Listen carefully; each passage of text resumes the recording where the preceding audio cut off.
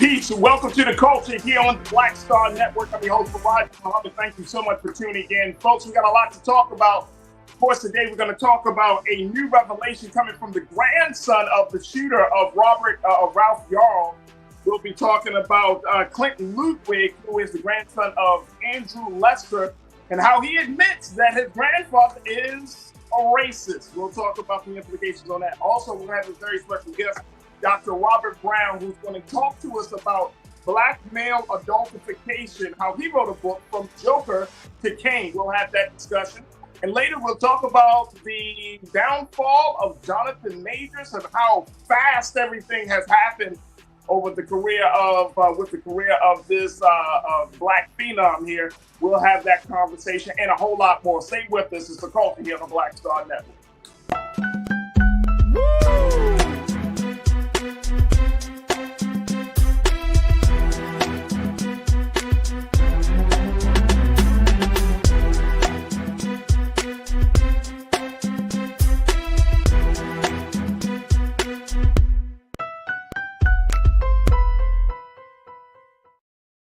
All right, folks, welcome to the culture here on the Black Star Network. I'm your host, Farajii. Thank you so much for tuning in and being a part of the conversation. Folks, let's jump right into it. Happy Friday, first and foremost.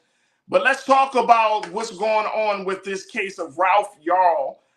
The case continues to unfold in new development. And the latest development is an interview that was done by his grandson, by the grandson of the shooter, grandson of Andrew Lester. And we're going to be talking about Clinton Ludwig, who did an interview on CNN where he discussed what happened, how he expressed his empathy and to the Yarl family and to little brother Ralph, and how he admitted, folks, that his grandfather has quote unquote racist tendencies. Wow. We're going to talk a little bit about this. I'm going to be joined in a few moments by Culture Crew member Corinna Denise to give her take on the situation. And of course, I want to hear from you, Culture Crew. I want to let you make sure you post your comments in the on our YouTube chat, on our Facebook chat, and let's have a conversation about this. If you think that this is going to have any implication on how the prosecutors may move forward on this case, does this have any implication on how the defense attorneys may move forward? We want to hear from you. Make sure you post your comments and we'll get to them very quickly. All right, let me share with you what Mr. Ludwig had shared about his grandfather and his quote unquote racist tendencies. Take a look at this, folks.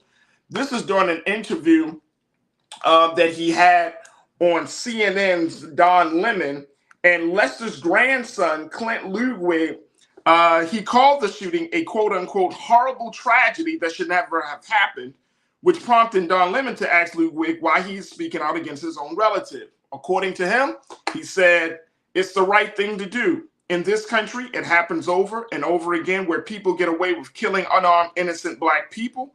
And I would have had the same energy for any other case like I've had over and over again in this country. I believe he holds racist tendencies and beliefs." He said in response to Lemon's asking him, does he believe his grandfather, Andrew Lester, is a racist? He said, quote, "He's just a stock American Christian male. It's an older, that's just how they are. It's the conspiracies and weird, random racist things they say, and it doesn't make sense, but they are just scared." They're just scared. Okay, let's see how this situation plays out. Let me bring in Culture Crew member Corinna Denise, who is an educator. She's also a college admissions advisor. And I want to get her take on this as we talk about this whole thing and how it may play a big part in the case against Andrew Lester. Corinna, good afternoon. Happy Friday. How are you feeling? Peace, Farajii. Happy Friday. Feeling peace, okay.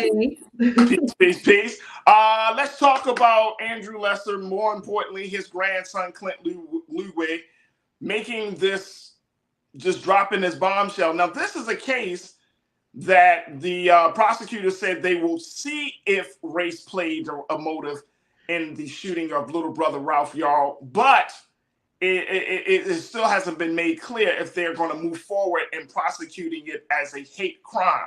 Now, with this coming out, And I know you're not a lawyer, Corinna, but do you think that this is going to help or hurt the case against Andrew Lester? I feel like that's a big if question, Yeah, right? yeah. How much impact will it have? I mean, it might have. I'm so ambivalent about it. I feel like maybe it'll be taken into consideration, but I honestly don't think it'll have a very big impact. But I hope I'm wrong about that, and maybe we'll be surprised. But we've seen over and over again in these types of cases that it just doesn't go in our favor as quickly as Mr. Lester was charged. He was released on bond. It didn't seem like his bond was very high, for him to be able to get out so quickly. I remember reading somewhere that I think he had fled the area initially after he was taken into the police station or whatnot. So there's always something, some little odds and ends there. So I hope it has an impact. I mean, it says a lot. And I think his grandson speaks to that younger generation who are up and coming, and they're just not as tolerable of all these other things, and they're kind of pushing back on it. But yeah, I strongly doubt that if Ralph Yarl was a white male, 16-year-old, that he would have even held out his gun. There may have been like communication or exchange there, but that didn't happen. But yeah, Farajii, I mean, I hope it would play a part, but I don't think it's going to be significant. But I do hope I'm wrong. I hope you're wrong too. Let's talk to the crew. Let's get their take on this as we talk about this latest development in the case against Andrew Lester, and as we continue to talk about what happened to little brother Ralph Yarl. Janelle, thank you so much for checking in and kicking us off this afternoon.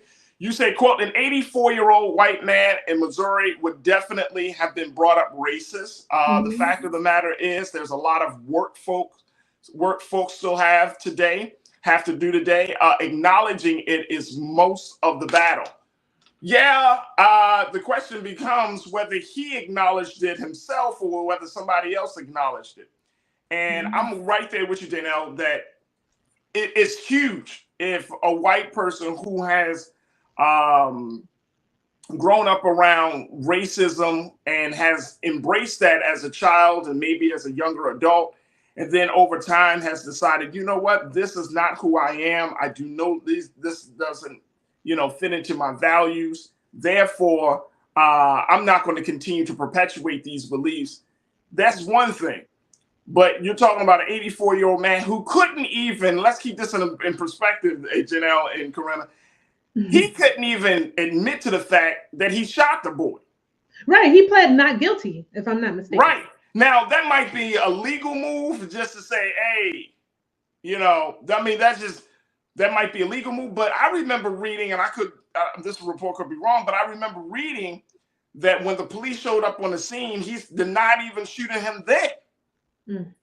So it's like, well, okay, so the gun just magically appeared out of nowhere, and this little brother shot himself in the face. Okay. Yeah. So it's we are at that place.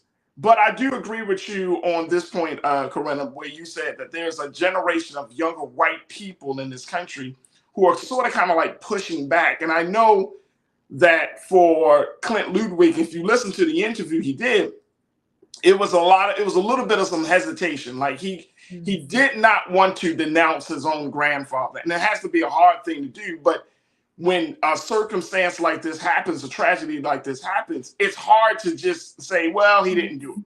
And I would imagine he's also going to get some backlash. So I would think from the family or from the family, friends, like, why would you do this to your grandfather? So it takes someone, who has some integrity to stand in it when it's right, even if you're standing alone. So I think it was brave of him to come on and even have that interview with Don Lemon on CNN and to say those things about his grandfather. I'm sure it wasn't easy, but like we're at a turning point where it's happening so much that it's like, okay, maybe that was the impetus for him to speak up. And it's just an unfortunate situation that now it's actually one of his family members who he has to come on and speak of this matter. But it's necessary. And we need to have more people like the grandson show up in that way to push back. Right. That's very true. Very true. Tiana, you checked in.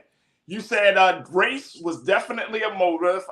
Talking about Andrew Lester, he needs to be held without bond. That was attempted murder. I don't know why they didn't charge him attempted murder though, Corinna. I'm not surprised, Farajii, to be honest. I feel like they'll always seek out maybe like the least charge per se, like the lowest charge that they can go. But I think it definitely turned into an attempted murder at the very least when he shot Ralph the second time. You Right. know, if you're going for a motive of, let's say we're under the pretense of self-defense, right? So you shoot once, but it's like to, I guess, put down the person, right? How many times do you have to keep shooting? And this is what we keep seeing, even from police officers. It's like they just shoot round after round after round. Like someone's riddled with bullets. I can't move, and you're still shooting at me. So yeah, I think attempted murder would have been justified, but I certainly wasn't expecting that charge. I have to be honest. I'm not surprised that he was already out on bond. I mean, it took all of social media and all the pushing and all the pressuring, right? Just for him to get the arrest, but he's already out. You know, if this was reversed, we know we wouldn't have seen that happen. And then add to that, you know, to Jane L's point, you know, an 84-year-old white man, given where he lives, definitely grew up with those racist beliefs and tendencies. But then add to that, modern day Fox 4 News, who's just stirring up the pot, and they're really creating a sense of fear, you know, which Roland talks about all the time, white fear, in this country. Yeah. And we're seeing that just boil over now, more and more and more. It's like every day you turn on the news, there's a new incident with someone shooting someone in the name of self-defense, and they're absolutely, absolutely. And it's interesting that Clint, the grandson, mentioned that in the interview. He said that his grandfather watches Fox News all the time. He obsesses over the information and the content from Fox News. So here's what I'm thinking that the defense may do if it goes to a trial. The defense may try to put on the fact that he's 84 years old, he's taking in Fox News, and he was, quote unquote, in a moment of fear and some level of insanity because he has been exposed to some racist, you know, ideology.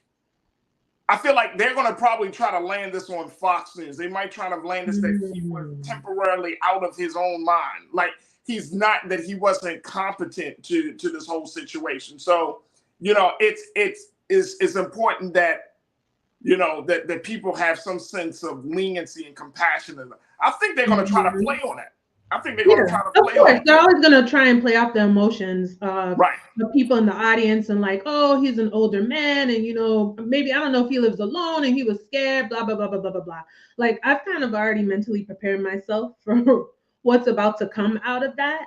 So, and it's unfortunate, right? That it always seems to be that way. And I don't want to sound like Debbie Downer, but we've just seen case after case after case. So, and again, Farajii, to your point, like, why wasn't he given the attempted murder charge? So the fact that he's already out on bond, you know, the charges were like, I think it was like what, battery and assault or something of that nature. I might be have it wrong, but something to that extent. They weren't, you know, the justified charges. And I honestly don't think, you know, the charges brought against Mr. Lester were under the pretense of, well, what can we actually charge him for that might actually get like a conviction? Yeah. You know, in that sense, it's kind of just like the privilege per se. Like, let's just try and get it down as much as we can. So yeah, it's really unfortunate, but yeah, I think you make a good point. They might just leverage. They might know it. Hey, they might take it from the. My man Keenan checked in and said, "Look, they might take it from the devil made me do it to Fox News made me do it." Yeah. I mean, and that temporary insanity too might come up. I wouldn't doubt it. I don't put nothing past anybody nowadays, so I would not doubt it. Folks, we got to take a quick pause. When we come forward, more of your thoughts around this as we talk about Clint Ludwig, the grandson of Andrew Lester, the shooter of little brother Ralph Yarl, and sharing that he admits that his father has racist tendencies and taking in all this information. What's your take on that? Join us in a conversation and stay tuned. It's The Culture here on the Black Star Network.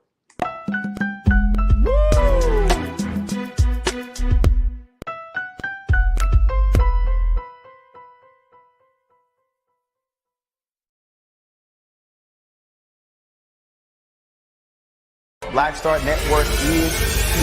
Oh, no punch! I'm real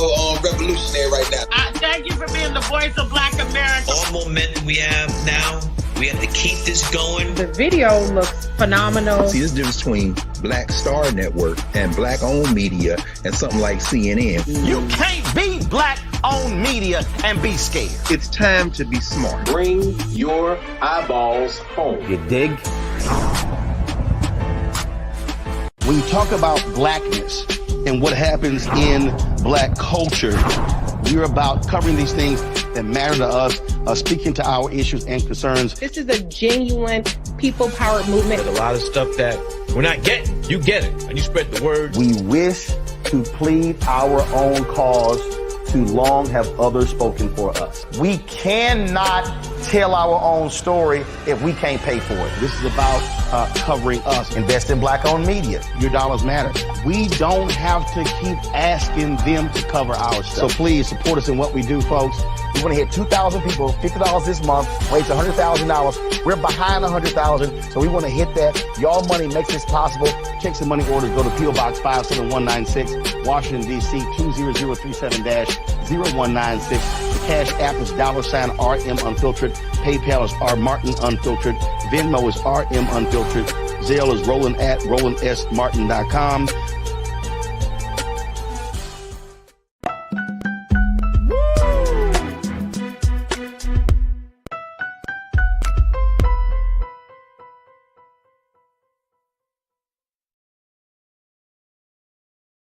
All right, folks, welcome back to the show. We've been talking about the latest development in the case of Andrew Lester, the 84-year-old white man who shot 16-year-old little brother Ralph Yarl for simply knocking on his door.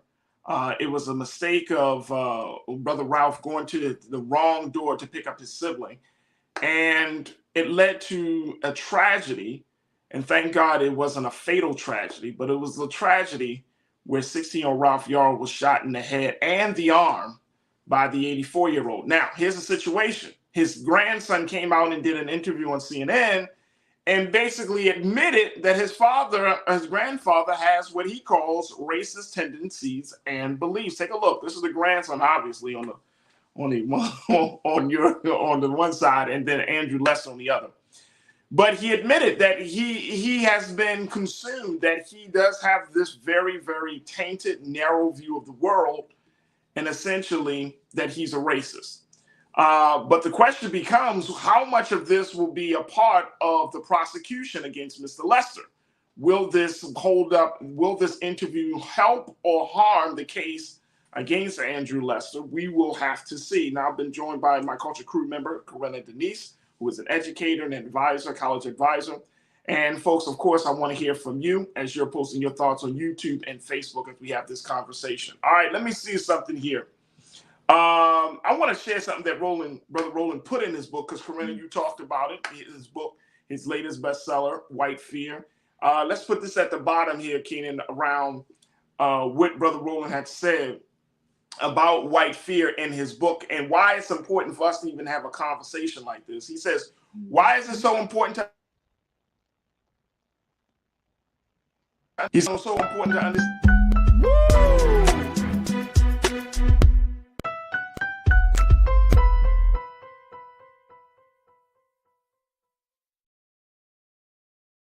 Don't you think it's time to get wealthy? I'm Deborah Owens, America's Wealth Coach, and my new show on the Black Star Network focuses on the things your financial advisor or bank isn't telling you. So watch Get Wealthy on the Black Star Network.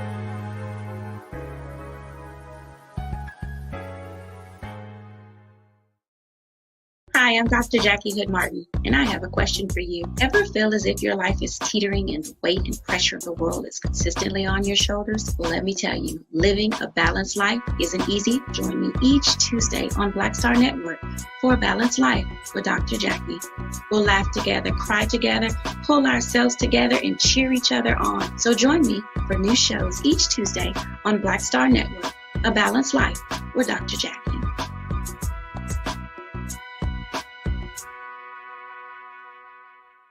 Pull up a chair, take your seat. The Black Tape with me, Dr. Greg Carr, here on the Black Star Network. Every week, we'll take a deeper dive into the world we're living in. Join the conversation only on the Black Star Network.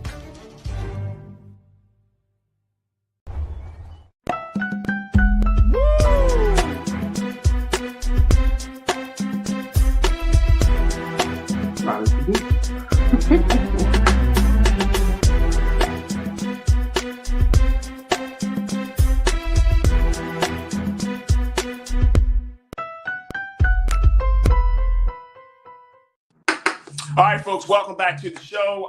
Let's try this again. We were talking about the situation, the latest development in the case of Andrew Lesser. Clint Ludwig said his grandson said that his grandfather has racist tendencies, and now we're looking at the implication of the case. Now, I want to share something that Brother Roland said in his book, White Fear. Let's post that if we can, Keenan. This is coming from Brother Roland's bestseller, White Fear, the book.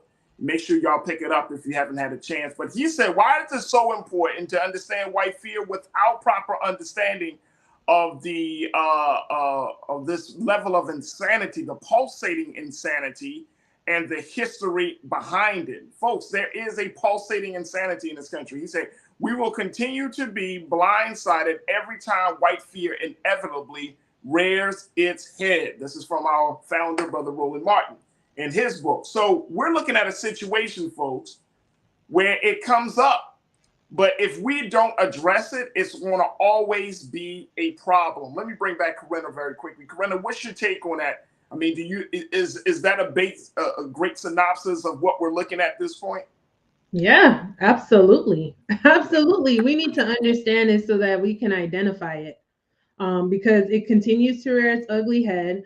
I mean, it's just fair. You know what this makes me think about, Farajii? I don't know if you remember this movie called The Village. I think it came out maybe almost 20 years ago, M. Night Shyamalan. And I remember it was like this Amish style community, and they were kind of still living without electricity and all these things. And they had all these like monsters that the people feared.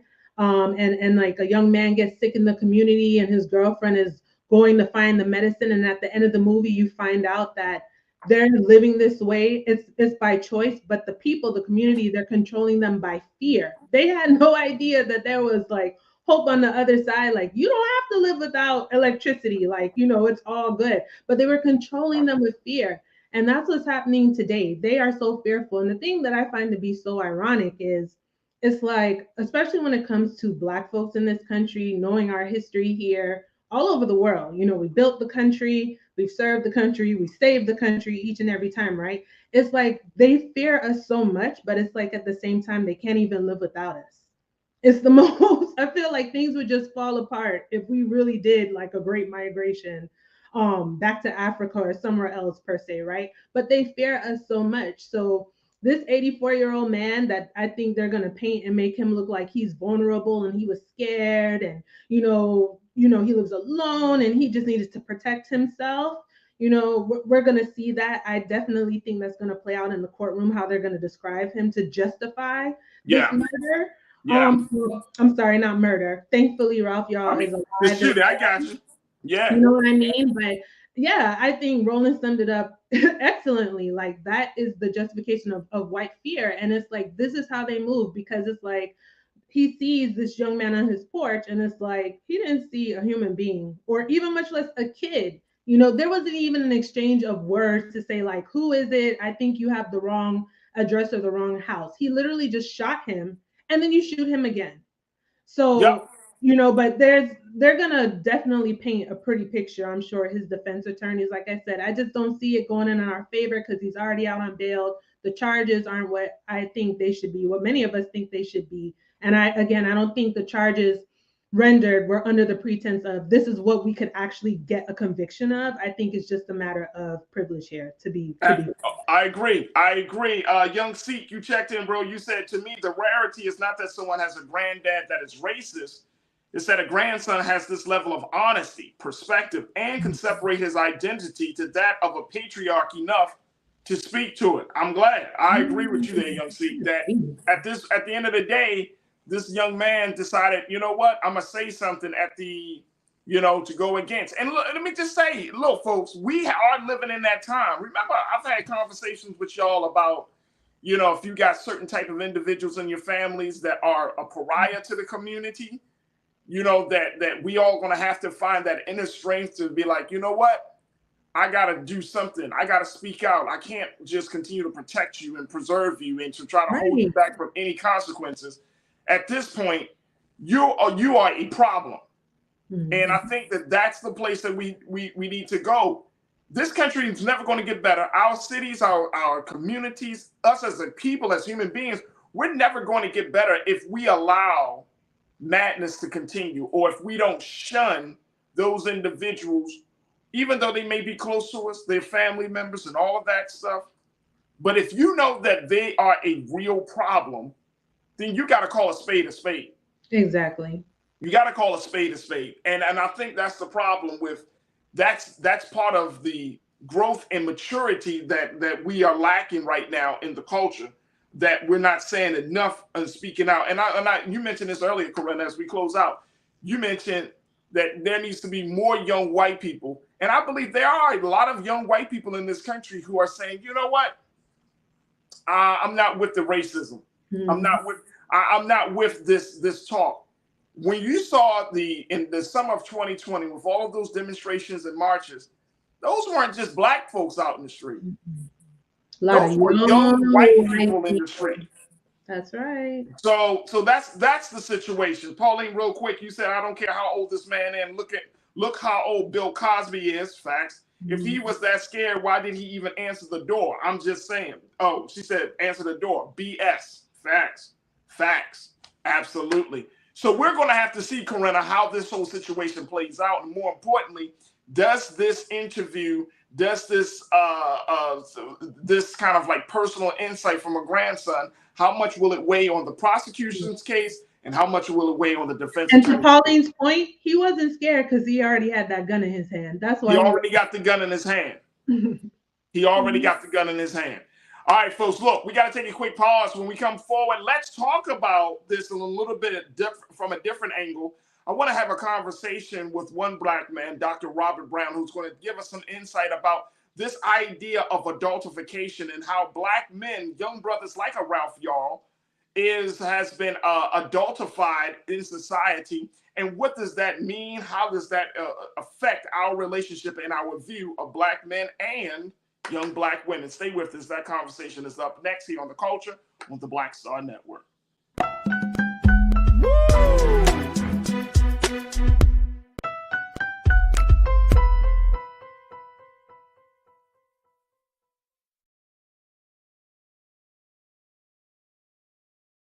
Hatred on the streets, a horrific scene, a white nationalist rally that descended into deadly violence. White people are losing their damn minds. As an angry pro-Trump mob storms the U.S. Capitol, we're about to see the rise of what I call white minority resistance. We have seen white folks in this country who simply cannot tolerate black folks voting. I think what we're seeing is the inevitable result of violent denial. This is part of American history. Every time that people of color have made progress, whether real or symbolic, there has been what Carol Anderson at Emory University calls white rage as a backlash. This is the rise of the Proud Boys and the Boogaloo Boys. America, there's going to be more of this. Here's all the Proud Boys, guys. This country is getting increasingly racist in its behaviors and its attitudes because of the fear of white people. The fear that they're taking our jobs, they're taking our resources, they're taking our women. This is white fear.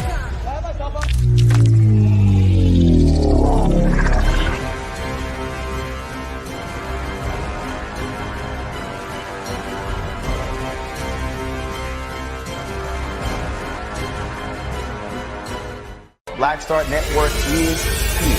Oh, no punch! I'm real revolutionary right now.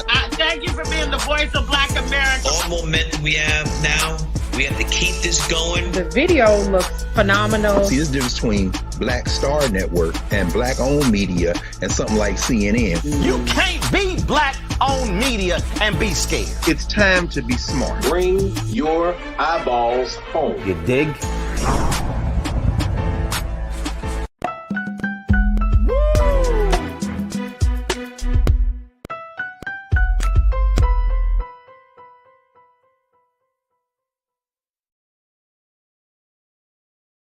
All right, folks, welcome back to the show. Welcome to the culture here on the Black Star Network. I'm your host, Farajii Muhammad. As we talk about the story of little brother Ralph Yarl, we want to continue to have a robust conversation looking at all the dynamics that played into that great tragedy. And so my next guest can give us some more insight, as he has been doing the great work of Black male achievement, working with young people, the next generation. He's been working in the community, and he has been doing his work among the fraternities, one of the great fraternities in our community. Dr. Robert Brown, who is joining us, could talk a little bit about what we're seeing right now as it relates to the culture around how we're viewing Black youth, particularly Black males, and the adultification of Black males. Now, for some of you, this might be a new term. So let me just share this with you as we have this conversation. When we're talking about adultification, we're referring to the racial bias in which people perceive Black children as older and less innocent than white children. Y'all ready for that? Take a look at this. This is coming out of ABC News. This is showing us, based on the latest set of research that is shown as we talk about Ralph Yarl, has shown that people often perceive young Black males as bigger and more physically threatening than young white males of the same size. Studies also found that Black children are more likely to be seen as adult-like, less in need of protection, and perceived as angry when they're not.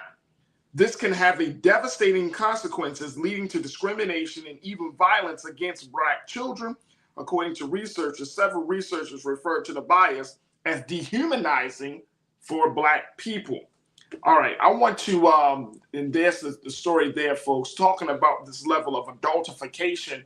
And as my brother Robert Brown is doing the work that he is doing, I thought to myself, we need to have some discussion about this, because this is something that I think it speaks to volumes about where we are in this country. If we can't look at the fact, have a very real conversation about where we are, more importantly about how we're looking at the next generation, how we're going to talk about progress, how can we talk about making any type of gain if this is the case. All right, let me bring my brother in, Brother Robert Brown, and of course we're still joined by my sister Corinna Denise, one of our culture crew members.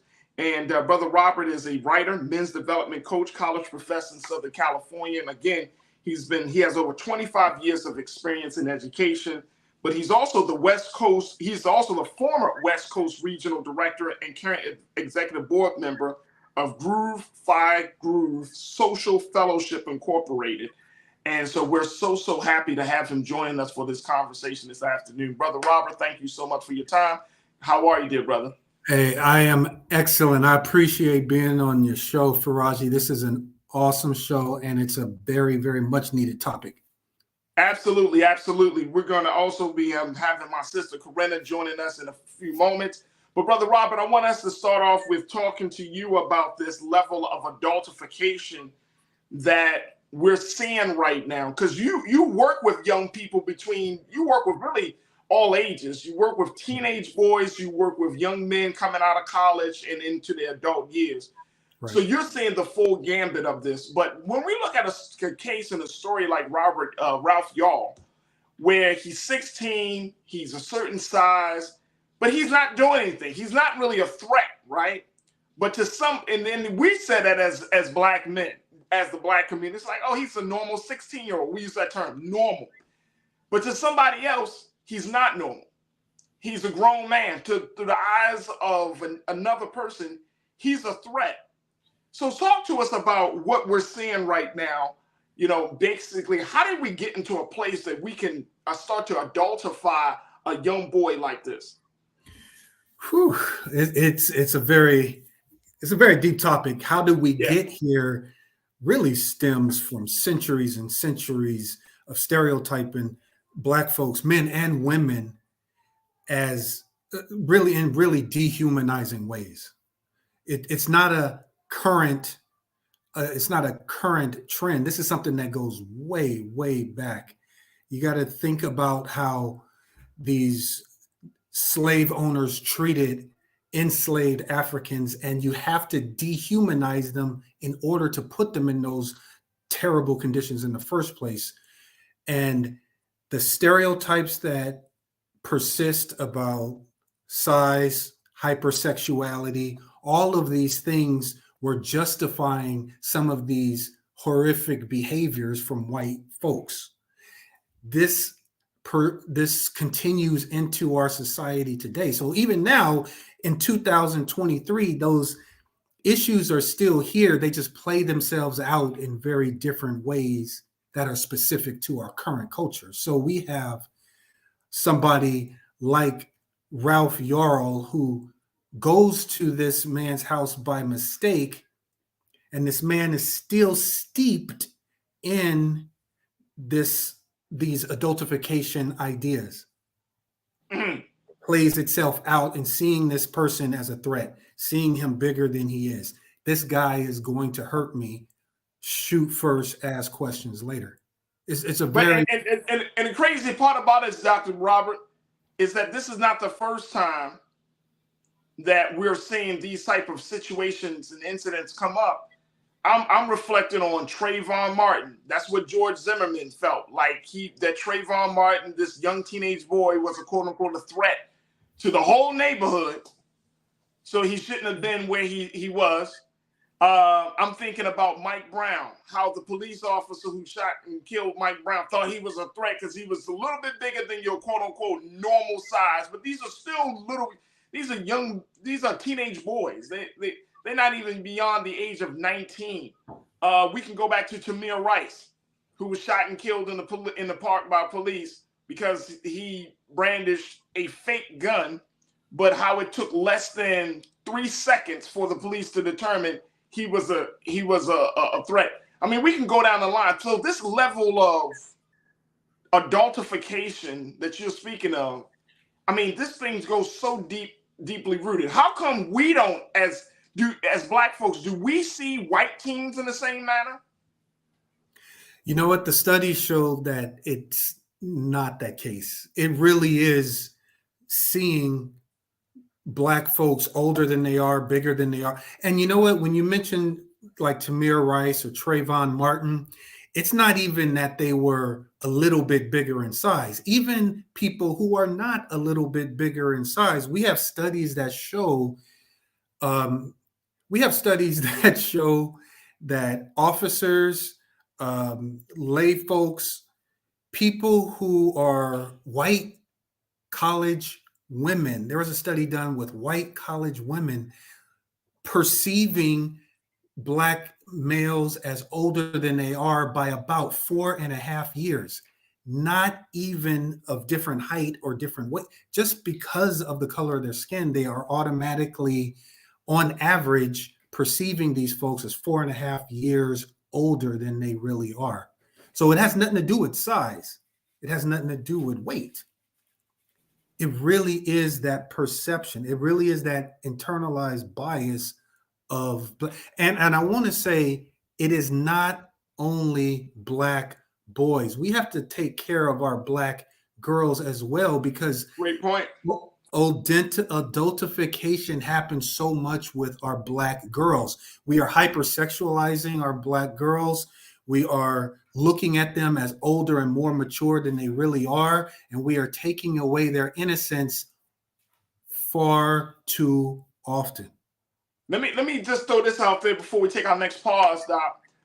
Keenan, let's jump down to quote 3, because I think what Dr. Brown is saying is absolutely true. Here's a study, folks, from UCLA study. It says it found that Black children were considered significantly less innocent than children in every age group starting at age 10, folks. Take a listen, crew. I want y'all to listen to me. Age 10. As a result, Black children are 18 times more likely than white children to be criminally sentenced as adults rather than children. Now, this is according to a study in the Personality and Social Psychology Journal. It also states that Black children are also much more likely to be suspended from school and receive harsher punishment for the same infractions than white children, according to research published by the American Psychological Association, under the assumptions backed by adultification.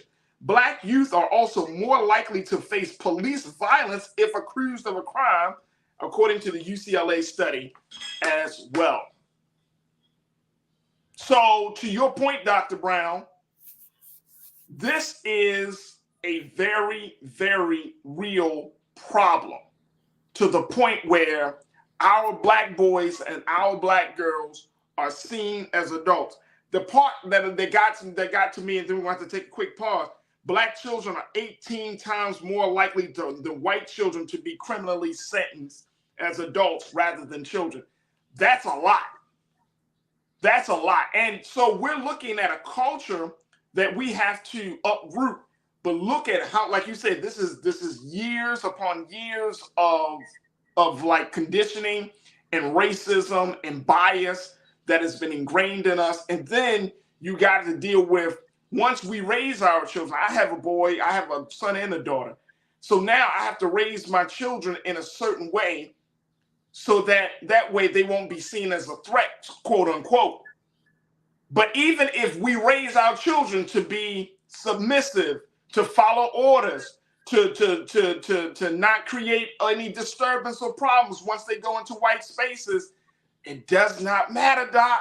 Because guess what? In the mind of a white person who has been conditioned to think this way, they already as a threat as soon as they walk into the room, before they even open up their mouths, and before people can see the brilliance and excellence and the beauty of these children. It's absolutely insane. I got to take a quick pause. When we come forward, more with Dr. Robert Dalen Brown. I want to hear from you, crew. What's your thoughts on this? They're talking about Black male adultification. And of course, we got my sister, Corinna Denise. Stay with us. It's The Culture here on the Black Star Network.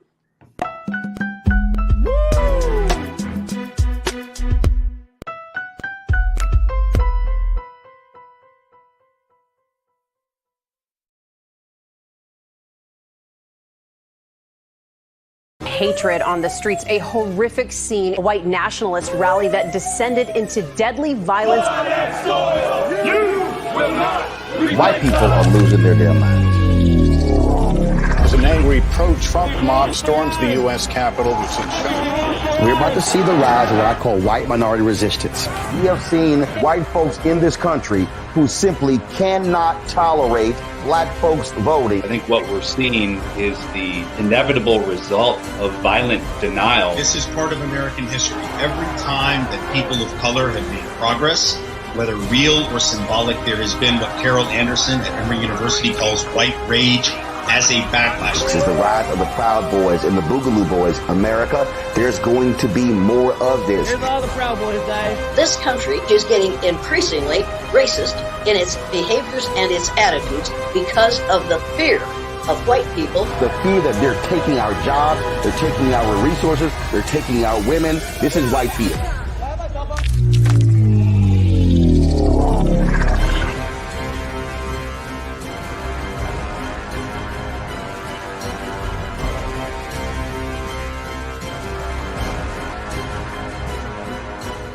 Black Star Network is here. Oh, no punch! I'm real revolutionary right now. Thank you for being the voice of Black America. All momentum we have now, we have to keep this going. The video looks phenomenal. See, there's a difference between Black Star Network and Black-owned media and something like CNN. You can't be Black-owned media and be scared. It's time to be smart. Bring your eyeballs home. You dig?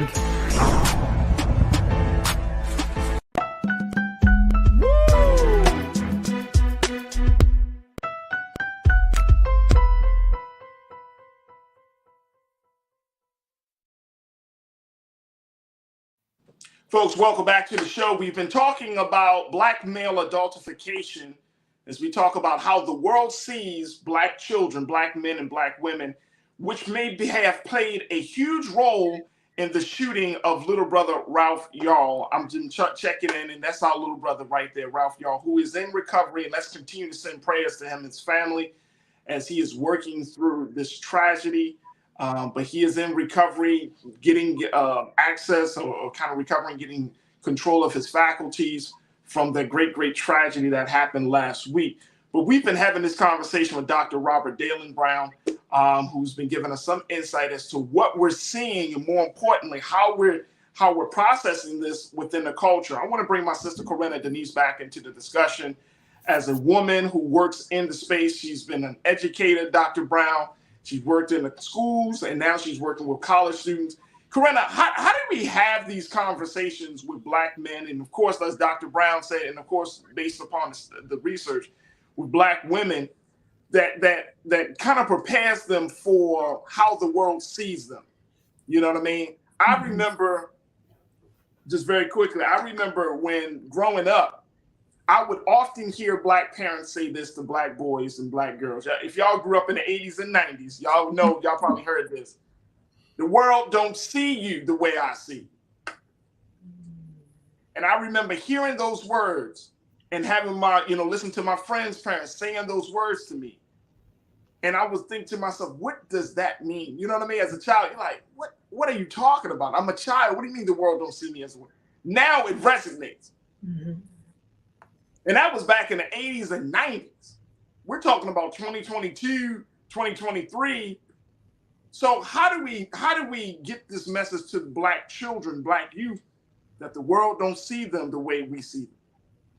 I think it starts with that very gentle, truthful conversation, right? Like I said a couple weeks ago here on The Culture, I think kids can handle anything as long as we tell them the truth. And unfortunately, it is a conversation that we have to have, that the world doesn't see you as I do, and that can be difficult. And something that really stuck out to me as Dr. Brown was speaking, I know in a lot of these situations, especially with the adultification, we see it with, these police cases and how police encounter youth or whatnot and how they're perceived to look like adult. But as an educator, I've seen that in that school space, right? With high school students, particularly interacting with their white teachers, and those, casual day-to-day interactions, whether it's, discipline in the classroom with the student, right? Or with a lesson, they'll be a little bit more gentler, a little bit more gracious when it comes to maybe a white student as opposed to like the Black students, but even in the teachers' interactions, like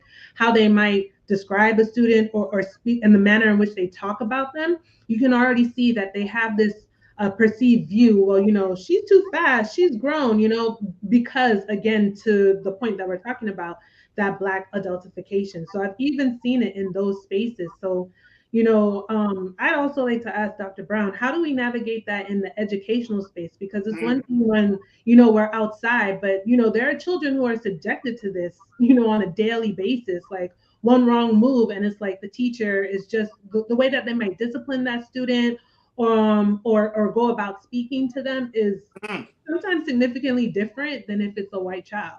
And I have to be honest, I have seen that from like white colleagues and in those spaces that I've been in as an educator. That's a great question, Doc. Well, a lot of times we talk to our children and we try and have these conversations with our children so that we can prepare them to be safe, happy, successful. But at the end of the day, when it all comes down to it, those students are children and they are not responsible for that classroom. It really boils down to the training that is given to those people in power. And in a classroom, in that enclosed space, when the rubber meets the road, it's the teacher in that classroom with the students. And it's that teacher that needs to be well trained. It's that teacher that needs to be taught what institutional and systemic racism looks like so that they can be aware themselves of what they are doing in that classroom. We can do all the talking we want with our students, and that's true. We should be talking with our children. But if no one is talking with those teachers, if no one is talking with the people who are in power, then those people in power are going to continue to perpetuate a lot of these dangerous, pervasive stereotypes. So Dr. Brown, and I'm glad Corinna brought this point up. Will teachers and educators, will they have to go through a much more, I would say, rigorous or more comprehensive training to check their personal biases, considering that our children, Black boys and Black girls, spend a majority amount of time per day in the classrooms?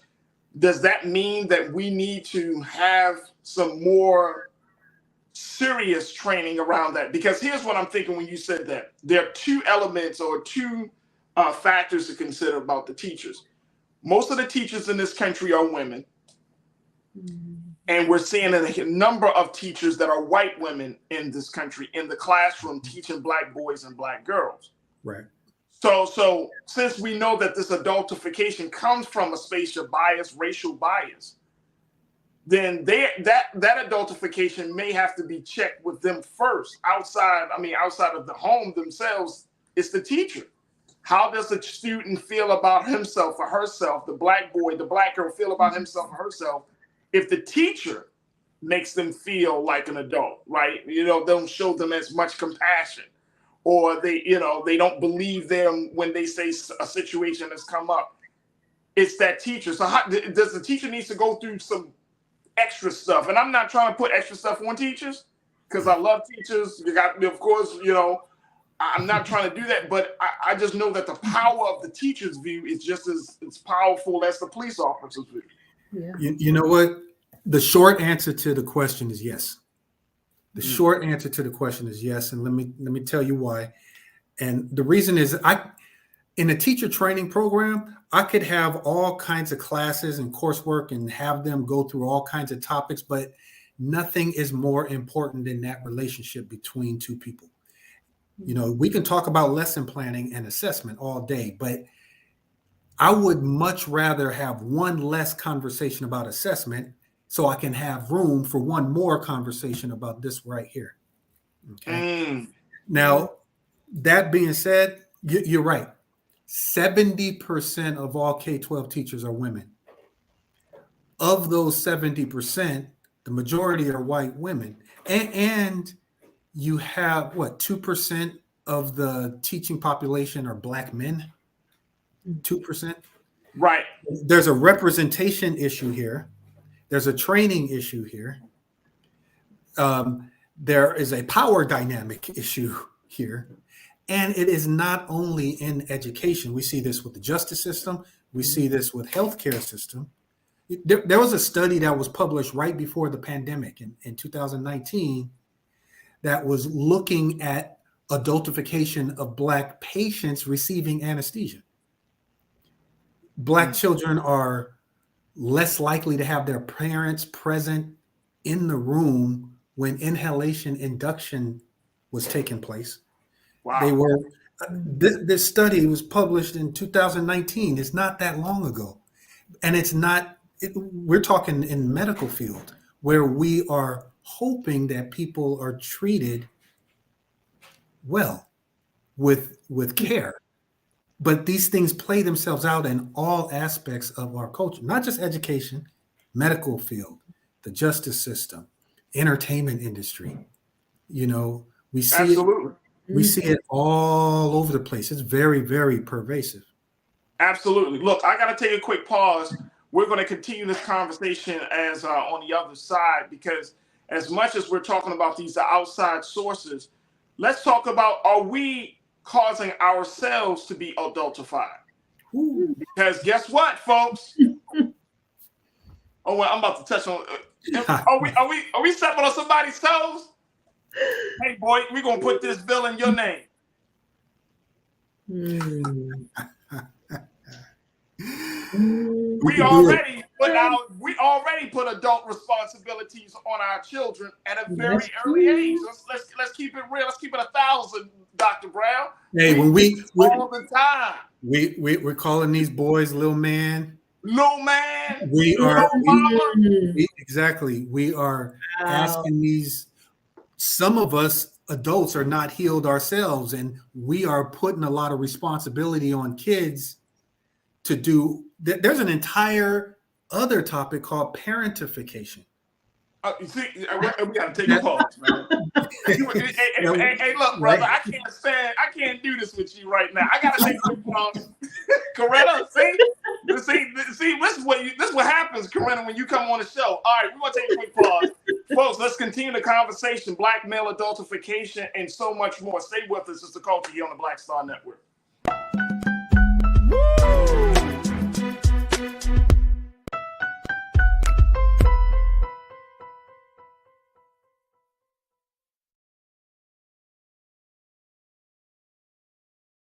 Folks, Black Star Network is here.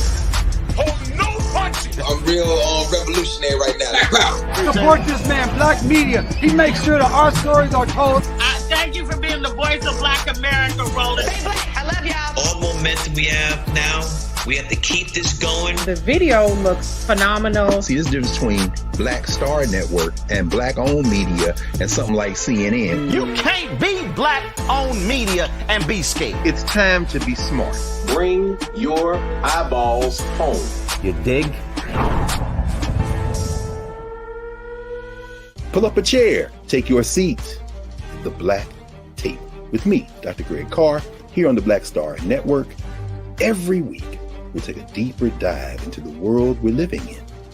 Join the conversation only on the Black Star Network. Hi, I'm Dr. Jackie Hood Martin, and I have a question for you. Ever feel as if your life is teetering and the weight and pressure of the world is consistently on your shoulders? Well, let me tell you, living a balanced life isn't easy. Join me each Tuesday on Black Star Network for a Balanced Life with Dr. Jackie. We're all impacted by the culture, whether we know it or not. From politics to music and entertainment, it's a huge part of our lives, and we're going to talk about it every day right here on The Culture with me, Farajii Muhammad, only on the Black Star Network. I'm Deborah Owens, America's Wealth Coach, and my new show, Get Wealthy, focuses on the things that your financial advisor and bank isn't telling you, but you absolutely need to know. So watch Get Wealthy on the Black Star Network.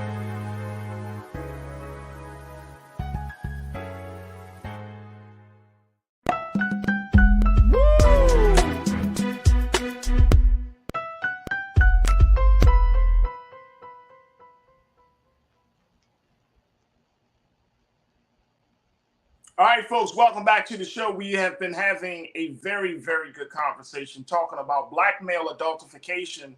This is the bias that is often used to taint the view of how we see black men and black boys and black girls, where we try to put them in a space of being adults when they're still children. A bias that has caused great destruction and dehumanization of our children in the community. I've been having this conversation with Dr. Robert Dalen Brown, who is an educator. He's an author, and he's been doing some work around this. He actually has a book called Joker to King. And this is a book where he looks at black male development, talking about how do we groom the next generation from seeing themselves from a place of powerlessness to being in a place where we can call them king. I'm also joined by educator and advisor Corinna Denise, an online culture crew member, and of course by you. I want to bring them both back into the conversation here, because Doc and Corinna, the big thing is that I think the adultification starts at home. I think the adultification starts at home. I think that we only give black children like 5 or 6 years to be children, man, and then after that, it's like, all right, well, you're on your own. By the time they're 10, they get adult responsibilities. We're putting so much on them. I have to, and this is something, and I think any one of us, those who are conscious or not conscious, and I'm using this word saying that those who know better and those who don't, but those of us who are conscious, like, I don't know about y'all, but I have to intentionally, consciously remind myself that my son, who is 9 years old, about to turn 10 in June, is a little boy. Mm-hmm. I'm gonna admit to that. You know what I'm saying? That I have to be like, you know what? He is 9, so he gonna do some. He gonna be silly. He gonna be goofy. He gonna knock stuff over. I gotta give him space to be a child, right? And I think that is something that a lot of us, and crew, y'all, if y'all honest with yourself, it's a hard thing to do in the Black community, because it feels like our childhood has been ripped, not by the white man or some system. It's been ripped sometimes by our own family members, Doc. Like, we couldn't grow up. We couldn't make no mistake. We couldn't be a child. And I tell my son all the time, son, don't grow up so fast. Enjoy your childhood. So are we putting ourselves in a position to be adultified by the world outside of our home? Doc, You know what? I think both are happening simultaneously. All right. There still exists in white America that racial bias that still exists. At the same time, sometimes we are internalizing some of those same stereotypes, but we're also not healed ourselves. You know, we do things, we put undue responsibility on our kids because we need help. You know, we put undue responsibility on our kids because we think they're ready for it. The world is going to do this to you. The world is going to do that to you. So I'm going to get you prepared. And then all of a sudden we stop talking to them as kids and we start talking to them as these young adults. Children are not little adults. We need to we need to remember that children are not little adults. Children are children.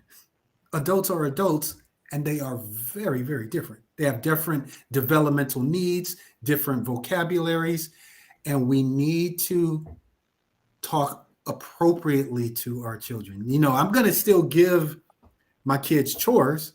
They're age-appropriate chores. They're still going to have kid things to do because they are kids. And we need to, you know what, you're right, Farajii, we need to remember this in our own homes. We need to be conscious of it. And it does take some intentionality on our parts, right? And Dr. Brown, I just want to piggyback off what you said. It really made me think about, so a couple of years ago, usually like my 11th grade students, as I'm preparing them for college and things like that, I'd always set all of them up with like some sort of summer internship. And I remember one of my students specifically saying to me, like, Miss, I appreciate everything that you're doing, but she was like, I can't work. My mom, I work for her. Like, basically her responsibility, her summer's not for her to do any internship or any college prep. She has to watch all of her siblings, her brothers and sisters, run the errands. And, you know, I've seen this so much, and I know parents also need assistance, but you also see where the kids are really like weighed down with all that adult responsibility. And it does come out in their interactions with you as the educator or the counselor that they see on a daily basis. So like, to kind of circle back to that point, yeah, I do think it starts in the home too, you know, because sometimes children aren't always given that, you know, the luxury of just being a child and doing childlike things. And they do have to take on these responsibilities early enough. Like I know someone else, another student of mine, who she could not wait to go to college. She was definitely leaving the state. She wanted to get away.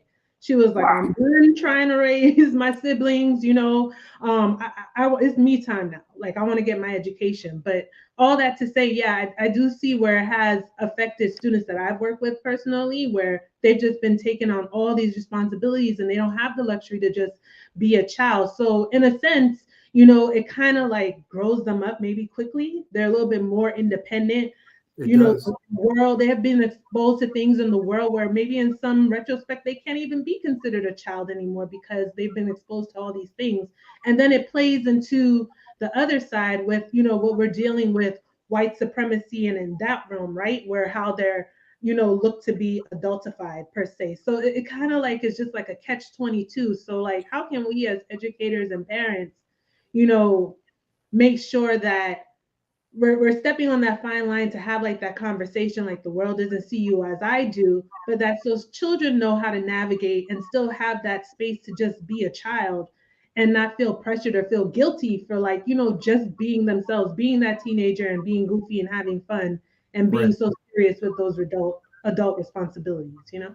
Well, you know what? I'm going to go back to something that you said earlier. You used the word luxury twice. You said, these kids don't have the luxury to just be children. And you're right. It is a luxury. It is a privilege. And it speaks a lot to some of the institutional inequities that we have in our society. You know, if we're asking our kids to help us because we need help, because we can't afford to hire another employee, or I'm an adult and I'm a parent and I'm working 2 jobs and I need my oldest to look after the youngest because I can't afford childcare, I can't afford babysitting.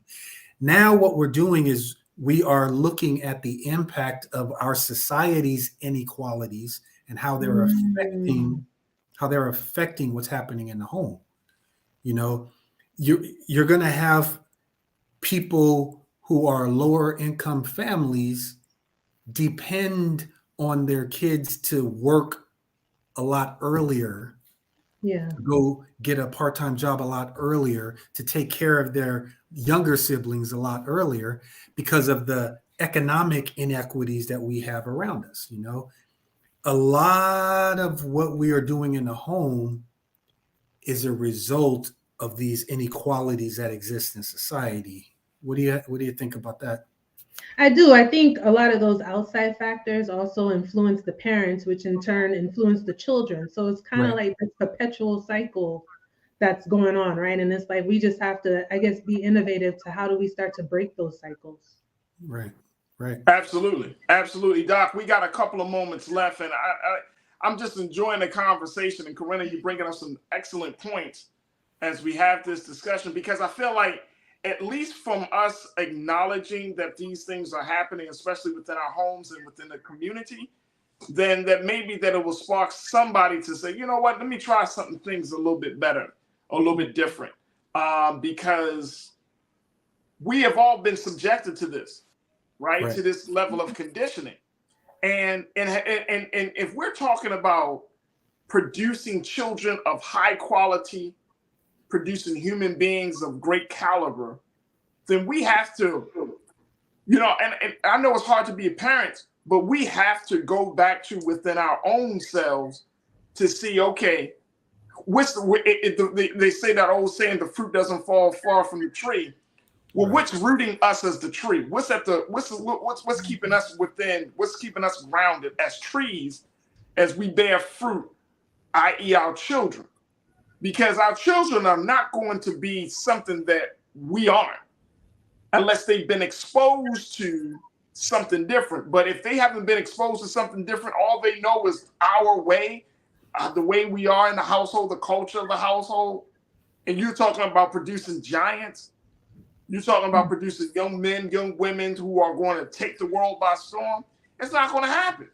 It's not going to happen. It's a scientific method on how to essentially raise Black boys and Black girls to be giants. When you look at all the heroes and sheroes of our history, I think Dr. Brown and Corinna, y'all both are historians, you study this stuff. You know that seeds were dropped early on when they were babies that they were going to be great. And so this is a very, I'm very passionate about this element of the conversation because I see it. We all see it. We talk about it. We laugh at it in some cases. Like, man, I saw this Black woman. She was yelling and cussing her children out, talking about this, you little this, you mother effer, and all of this stuff. But do you know that is putting a needle in the brain of a child's destiny? When you treat your children as an adult at a very young age, it stunts their growth. When you expect them to be this far along, when in reality they are this far along, you know what I'm saying? Yeah. Like a lot of this, and so they create a break in reality. It creates a schizophrenic behavior because they only know, hey, I only know this much of the world, but you want me to be in this part of the world. It's more harm than good. I want to get to people to read. I know we didn't talk too much about your book, so that means we want to have a second conversation now. I like that. But talk about Joker to King, that book, and how, and some of the things, because this is a not just a book, but this is a whole program on Black male development. So give us some insight about that. We got about a minute left for that. Okay, well then I'll give you the 59-second story. But the bottom line is this book actually started as a challenge from my younger brother. There's a 19-year age difference. Many years ago when he was 21, he actually asked me to teach him how to be a man. Wow. And no one has ever been that explicit before. I've taught math for 8 years. I've taught English for 9 years. I've written curriculum. I've been a dean at the college, tutoring coordinator, you name it. He asked me, can you write curriculum with homework and everything? Can you actually teach someone step by step how to be a healthy man? And I took the challenge. You know, this was 2013, and the book was really written as a project for him until he had the insight to say, you know, you need to get some of my friends in the same room and tell them the same thing. And that's when I realized, okay, I got something here. Now, the book is called Joker the King, and the entire book is structured like a deck of cards, right? So there's the ace of spades, there's a lesson attached to each card, right? In order to be a healthy man, the idea is to manage 4 things. You need to be able to manage your relationships, and that's where the hearts are all the relationship lessons. You need to be able to manage your money. That's the diamonds. Those are all the resources lessons. You need to be able to manage your emotional mastery, being able to manage your mindset. Those are the spades. The lessons all about your inner work that you have to do. And then you have to be able to manage your way in the world. You know, how to buy a suit, how to travel, how to cook, how to be anti-sexist, the relationship between men and violence. Those are the clubs. And the idea is there are 52 cards in a deck. There are 52 weeks in a year. The idea is to move week by week, card by card, and you're building what healthy manhood looks like 1 week at a time, moving from that joker to being that king. I will never look at a deck of cards the same. Right? Exactly right. That is, I'm going to just say that is absolutely brilliant, brother. Brilliant concept. And I'm telling you, Coretta, I will never look at a deck of cards the same way. I'll be like you play, you play spades. Be like, what you got? See, I got 2 futures and 1 destiny. Well, hey, it goes even further. Somebody said the same thing to me, so I created a deck of cards with the lessons on the cards. So while you're playing bid, whist, and spades, you're looking at the lessons. Golly. This is about to be a movie. Dr. Brown. This Come is on, about man. to be This a Black movie. excellence too much on Friday. And you know those teenagers love to play cards, so there you go. I'm not playing. Oh, Have come fun on, man. anyway. Come on. All right, hey, look, Doc, very quickly. I'm serious. We got to bring you back on, brother, because I Yes, love for sure. what you bring into the conversation. How can people pick up your copy of Joker the King? It's available on Amazon, but you could also go to jokertheking.com. jokertheking.com. There's a podcast, website. There's even a link to ask for advice. There's an anonymous advice column. There's a course. We even have the YouTube video channel. So anything related to Joker the King, you type in the words Joker the King anywhere, you're gonna find us. There it is, right there. Dr. Robert Dalen Brown, author, writer. He's been working in the space of young people, Black male development. He's been working in the education space. He works with one of our great fraternities. Brother, thank you so much, Doc. It has been an awesome pleasure and privilege for joining us for this conversation, a much needed conversation, but you got something very, very special, and I'm so happy that you shared it with us here on the Culture on the Black Star Network. Hey, I appreciate it. Likewise, this show is special. So I appreciate being on this show. I appreciate you, and thank you for being so good for the culture. There it is right there. All right, folks, we got to take a quick pause. When we come forward, let's shift gears and let's talk about a black man who is in some hot water, Jonathan Majors, talking about the controversy and the quick downfall of his career. Have you ever seen anything like this before? Folks, we're going to check in with Corinna Denise and Nira Muhammad. Stay with us. It's The Culture here on the Black Star Network.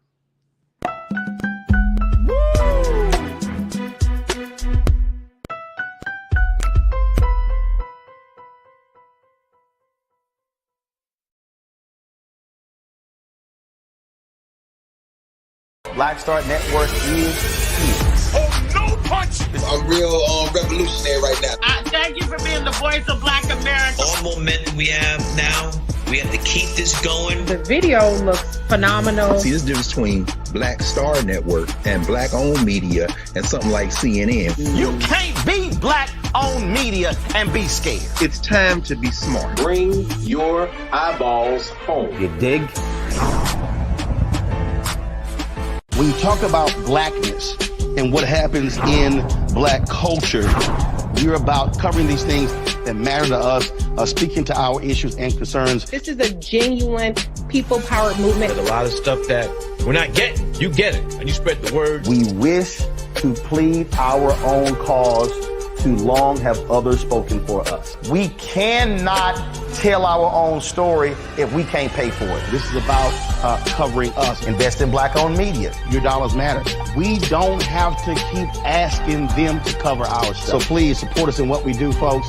We want to hit 2,000 people, $50 this month, raise $100,000. We're behind 100,000, so we want to hit that. Your money makes this possible. Check some money orders. Go to P.O. Box 57196, Washington, D.C. 20037-0196. The Cash App is $RM Unfiltered. PayPal is R Martin Unfiltered. Venmo is RM Unfiltered. Zelle is Roland at RolandSMartin.com.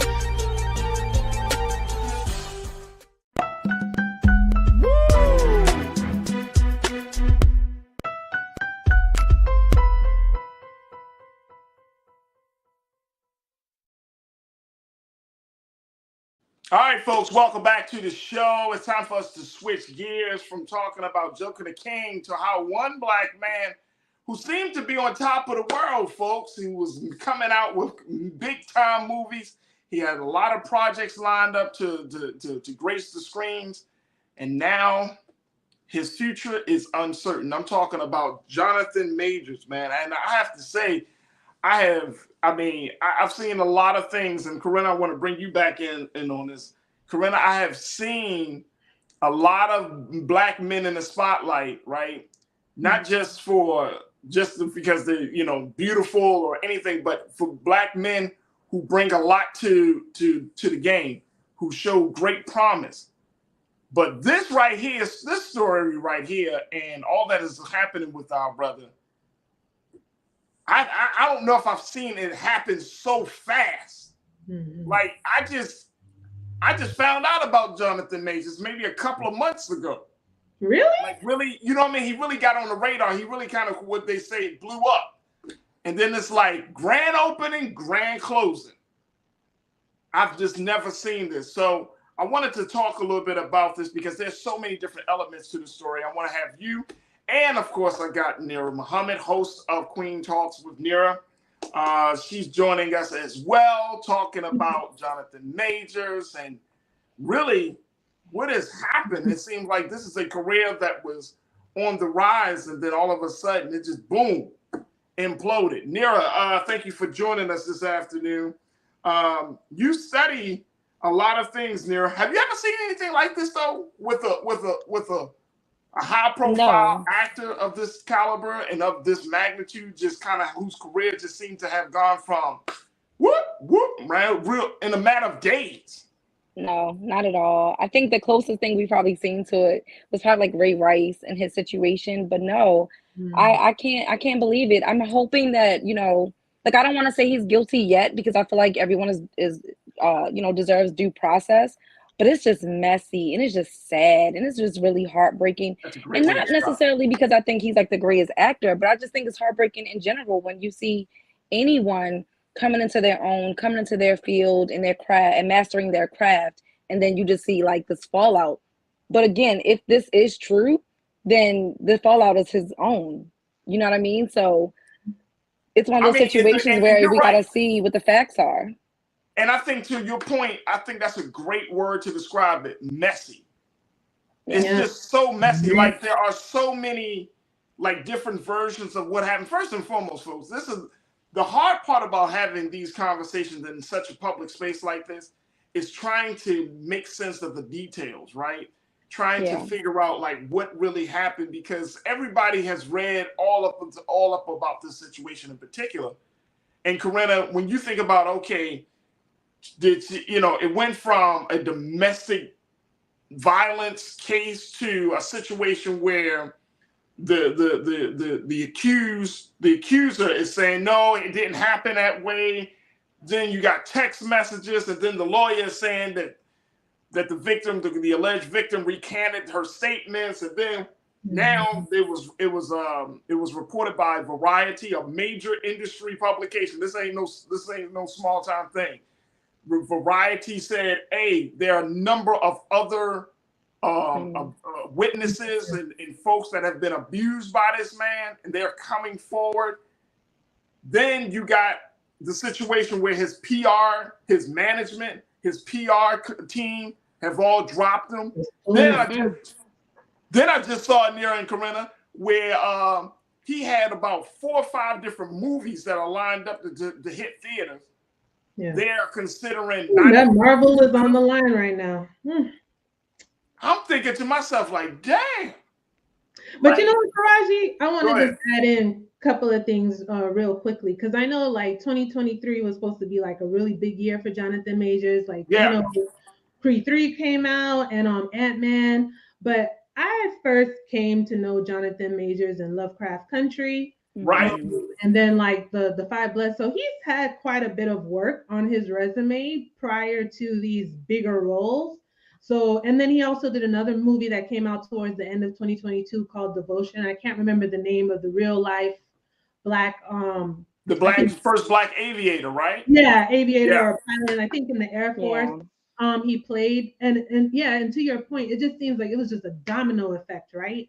And it's like you just don't know what the hell to believe. Like, it's like all these stories, like first it happened, then it didn't happen, right? But I do feel like we need to let it play out and let all the evidence. I don't want to speak on anything too soon, right? But it's such an unfortunate situation, because I feel like he was really just coming into that prominence of being a really huge movie star. And it's just like, when did this incident happen? Like the end of March, and then like we're here. It was like it felt like eons ago. But I think the thing about it is and them saying that she recanted her statement. I read the statement. That was not a recant. That was to me, it sounded so much like women that I know that have been abused, who then they're like, no, it wasn't my fault. I was trying to take his phone from him. Like, regardless of whether or not you were trying to take his phone from him, you should not have had bruises on you. That's indisputable. That's an indisputable fact. In the police report, she had visible bruises on her. That's indisputable. So whether the nature was she was trying to grab his phone, I don't care. A woman had bruises on her. That's a fact that we all like. It's there. And so I think that when you look about right. He's set to go to court. I think trial is and she sounds like such an abused woman to me. I'm sorry. Like her whole statement was, I love you, baby. I'm gonna be right there supporting you. I'm so sorry that this is happening. I know women who have gone through that same exact thing, where they were getting abused, where the police showed up, where they did have bruises on them, where they did recant the story, where they took the guy back, and the abuse just continued, and it was just an ongoing cycle. So when you know women who personally know women who have gone through that, the first time I read that statement, I was like, okay, that sounded like an abused woman. Like, and I'm not saying that she is.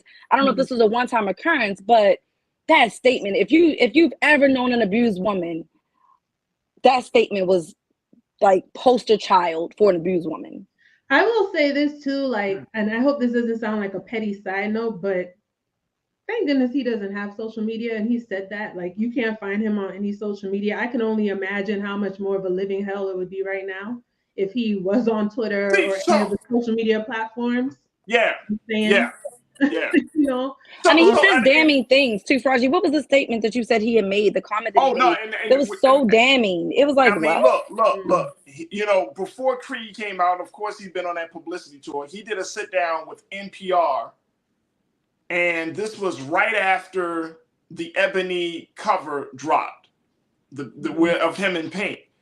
And the sister asked him, Jonathan, what do you think of men who say that your expression of masculinity is questionable and soft and blah blah blah?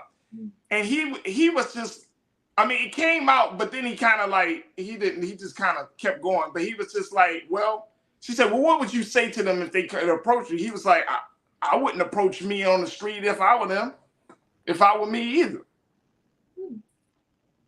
I mean, like, what does that even mean? He said it like it was like, hey, I wouldn't want to catch me in the alley. But then he said, you know, my expression of masculinity is to show all the different facets. So it's like that, you know, some people took that and ran with it and said, oh man, this guy really. And he said himself, like, there's another, he did another interview where he said, quote, I'm not with the effery of the industry.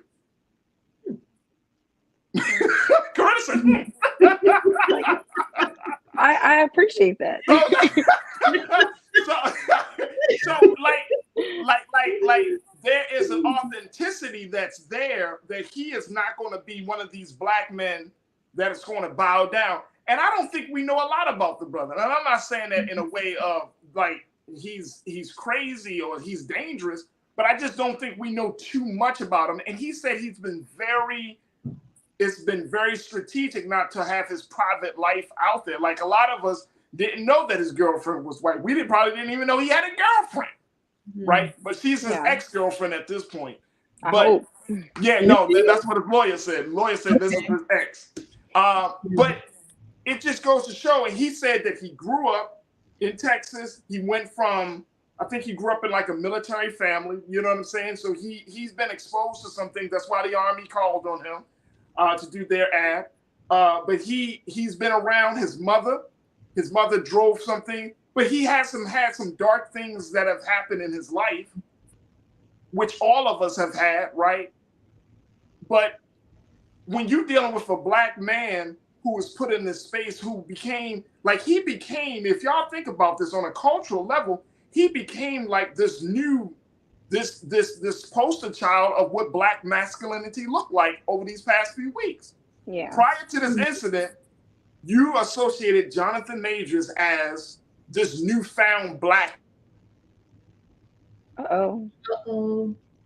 We lost Farajii. Hatred on the streets, a horrific scene. A white nationalist rally that descended into deadly violence. White people are losing their damn minds.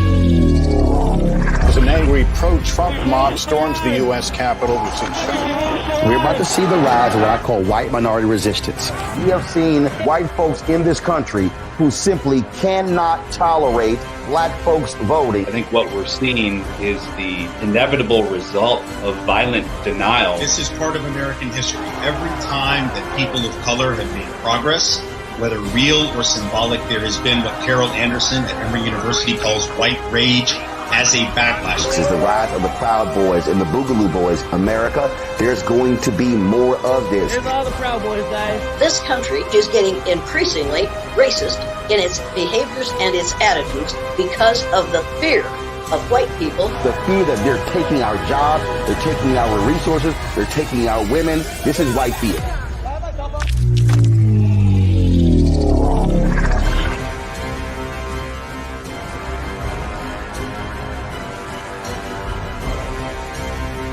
We feel the hidden impacts of climate change that land harder in Black, Brown, and Native communities.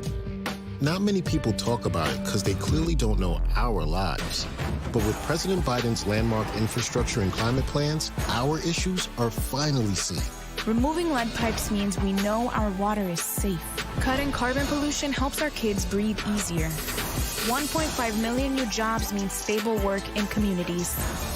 The impact we need. Right now. When you talk about blackness and what happens in black culture, we're about covering these things that matter to us, speaking to our issues and concerns. This is a genuine people-powered movement. There's a lot of stuff that we're not getting. You get it, and you spread the word. We wish to plead our own cause to long have others spoken for us. We cannot tell our own story if we can't pay for it. This is about covering us. Invest in black-owned media. Your dollars matter.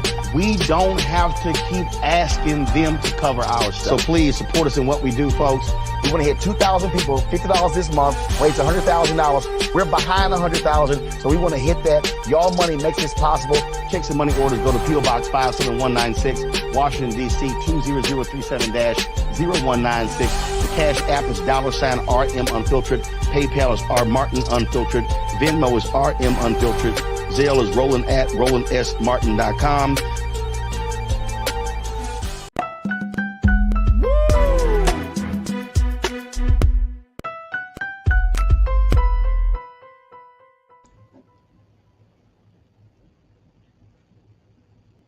All right, folks, there we go. Right back in little technical difficulties. But as we were talking about Jonathan Major's career fallout, I've been checking in with Culture Crew members Nir Muhammad and Corinna Denise as we talked about this this fast breakdown of this black man, this black actor whose rise was meteoric in one sense and whose fall has been absolutely dramatic. Let me bring Nira and Corinna back into the conversation as we have in this. Yeah, I think that for him, he was like the symbol of black masculinity in 2023. You know what I'm saying? Like he was that guy, and now he's no longer that guy. And I think that speaks volumes. And somebody, I was reading a piece, Nira and Corinna, that somebody said, well, should Michael B. Jordan, how should Michael B. Jordan handle the situation? Because, of course, we know about the great bromance between him and Michael B. Jordan. And the fact that they've been promoting Creed for a year, so they've really created this bond, and then pictures of them and all of them hanging out at the Oscars and by all of this stuff. And the question was really asked, how should Michael B. Jordan handle this? He shouldn't handle this. Well, I would imagine they've talked about it. I mean, they've said that they're friends, right? But I'm sure they're discussing that behind the scenes. What is there to handle? This kind of came out after Creed was already released and they did all the promotion. Thankfully. Yeah, and I mean, at the end of the day, I'm pretty sure this was not talked about until it came out. Like, no man is gonna go up to his homeboy and be like, "Hey, bro, I just wanted to let you know, behind closed doors, I got a little anger issue. I like to hit women." Which you like, you know what I'm saying? Like, no one does that. I think Michael B. Jordan is gonna continue to do what he does, and I think that if you supported the film, like at the end of the day, Michael B. Jordan did direct this film, and it was written by Ryan Coogler, and there's a lot of other amazing people that were on this project. So no, I'm not going to cancel the project because it was not his project. He was on it, but it's not his project.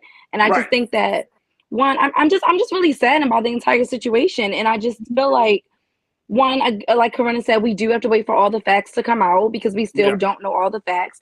But at the same time, we're not going to be sitting in the comments talking about, oh, this is the Cosby effect and all these other BS. Like, I think we need to learn how to focus on the issue at hand and the situation at hand and stop throwing other names into the ring that have nothing to do with the situation. This is simply about this man and his actions. It's not about, oh, he was on the rise and they're just trying to come for a black man. Like, no, black men do stuff too. I can speak from my own experiences of my abuses have been from black men. So don't tell me that it's because they were on the, you know what I mean? Like, it's just really, really silly. We cannot negate what happens to women just because of a person's job. I'm glad that you brought that up because that's the other component and the other dynamic of this whole discussion, which is, where some people say, here we go again. Right? Here we go again with another man possibly, allegedly abusing women. Here we go again. Let's stick to that narrative. Because that's all it is. I think too, what something you mentioned, Nira, like people throwing out the Cosby effect. I think people like to play the comparison game too much. And it just already convolutes the situation that we don't even know everything about. But yeah, I think it really makes me sad because it's just the timing, like everything's just so ironic, right? But we just won't know till till it plays out. And I feel like people jump ahead they just see a headline and they run with it. I've always been that logical thinker. Like, I need more information. Like, where'd you get that from? Now, what now? Now who? But and Corinna, and to that point, I get it. I mean, you can get more information, but does that really change the fact that now moving forward, this guy is going to be labeled a domestic abuser? You see what I'm saying? Like you can. I feel like, and maybe the quick fallout of his career is just simply because it's just bad for business. Yeah. It's just bad for business too, right because now. His PR and his management just dropped him like that. It's just like everything is just unraveling so quickly. And it makes you feel like, and you makes you think that maybe they know something that we don't know. You know what I mean? Like, if you believe in your client's innocence, 9 times out of 10, you're like, no, I'm riding with them. I know my client is innocent. We have the receipts. But it's like, if you have the receipts to prove that he's guilty, that's when you're like, yeah, we got to drop this client, because I'm pretty sure they're getting paid decent money to represent him. So for him to get dropped, that's kind of damning in its own right. You know what I mean? Like, it's just not a good look. And that's the other part. Is it the fact of it does give the impression that, okay, if a PR company, major firm, if his management company, if these people are dropping him as a client, is it an indicator that, like you said, Nira, is it an indicator that he's actually guilty, or is it an indicator of them just running from the whole situation because that's the culture right now? That if you It's not though. Look, Deshaun Watson still gets to freaking play football. Like, he got suspended for but that's what 2 different industries though. I know, but I'm just saying, like, I know, but I'm just saying, like, they still have representation. You can go to CAA and get represented as a football player, basketball player, actor, book writer, all that. So I'm saying with these agencies, a lot of times they represent multiple, and management companies, they represent multiple facets of the industry. And that's what I'm pointing out, which a lot of people may not know, but one agency may represent different types of entertainers rather. So what I'm saying is, for them to drop him, I'm not saying that means he's guilty. I'm just saying it's not a good look, because 9 times out of 10, they have more information than what we have. All right, Nation of Gamma Nation, you said, my thing is, why is it that he's automatically guilty in women's eyes? You already made up your mind. Any thoughts on that? Anyone, Corinna or Nira, y'all want to respond? I mean, I'm not saying he's 100% guilty, but at the end of the day, there were bruises on her. So I guess that she put them there herself. I don't know. I'm not gonna, but I'm also a woman who's been abused. And I'm also a woman who understands how many other women have been abused. And the moment we speak out, it's, oh, but he was this kind of guy and he was that. And it's like, why the fuck are you defending the guy that abused me? So I'm going to give her the benefit of the doubt. I'm going to give women the benefit of the doubt, because for centuries we've been ignored. For centuries we've been abused. And I'm sick of it. And I'm sick of men getting the fucking pass on the back just because they're a fucking celebrity. Like, you guys can just go ahead with that. Corinna, that's a great point. Corinna, what's your take on that? I mean, I'm ambivalent right now. Like, I don't know if he's guilty or not guilty. Like, I can't just go based on what I see right now. But yeah, I mean, there's a lot of stuff right now that we just don't know. So I'm kind of ambivalent. I don't know. Right now, I'm kind of in the space like, damn, it sucks that it's happening.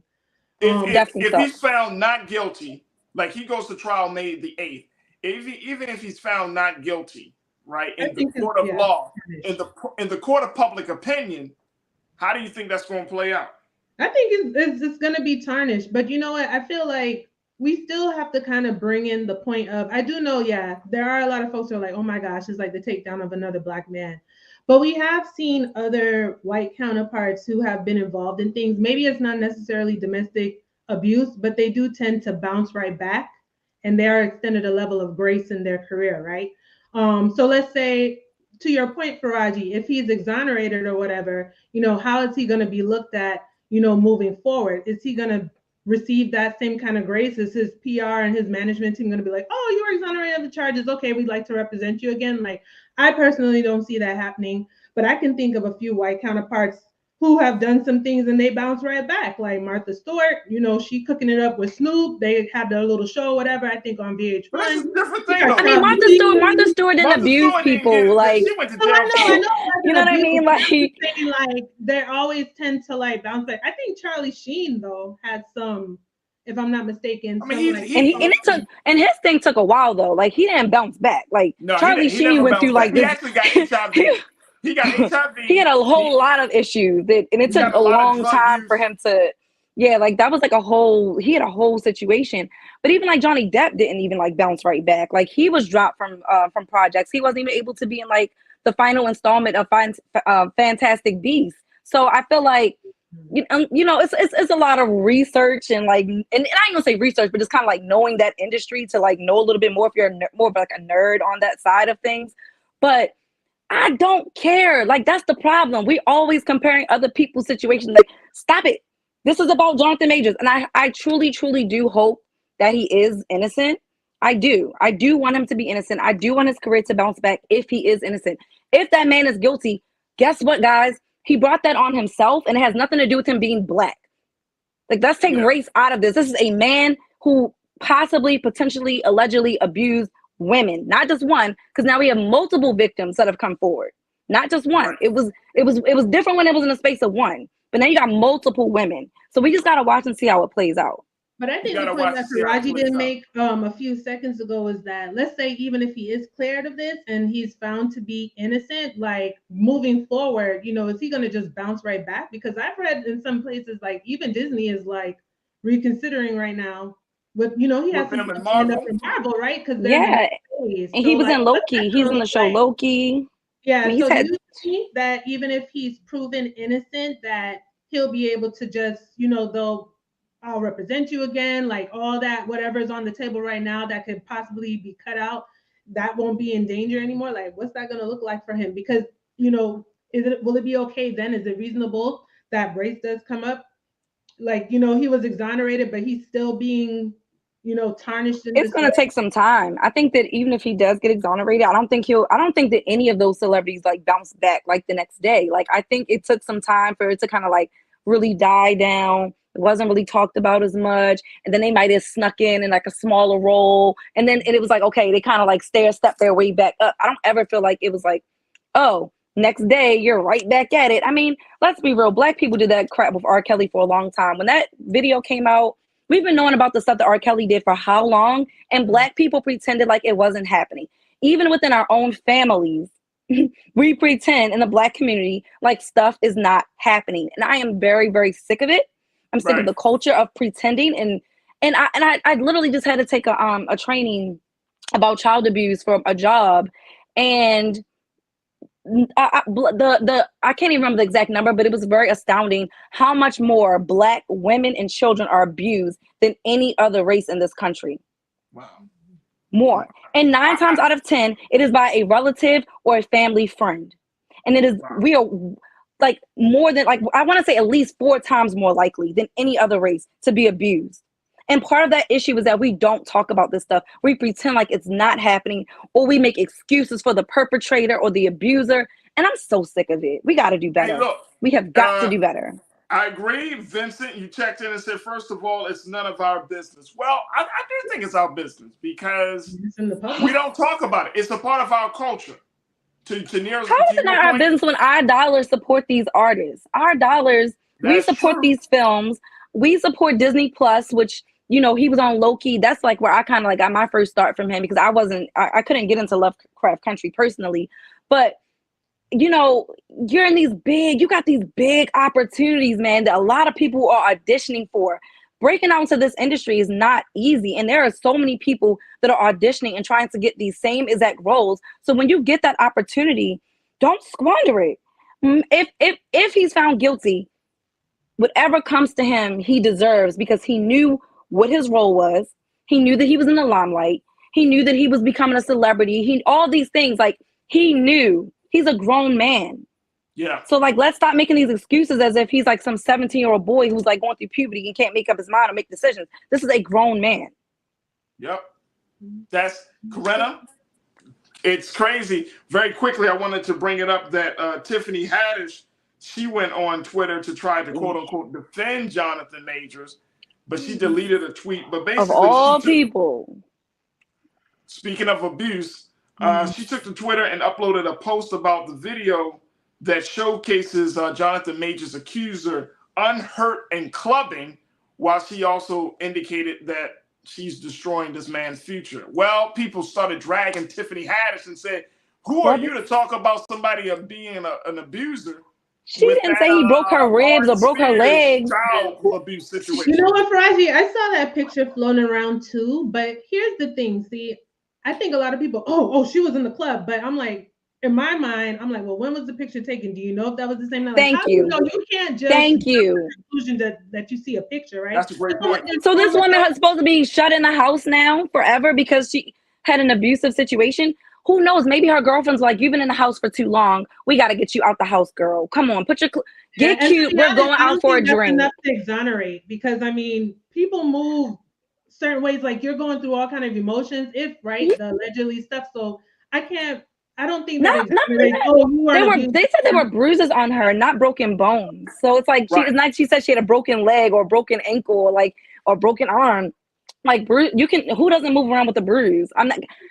People are just reaching. You had the God-given proof, Tiffany. Yeah, I wouldn't like, and you already look, and all I would say, Tiffany, and that's why Beyonce blocked you, because you be putting out too much wrong information. Sis, remember that? Look, Tiffany Haddish.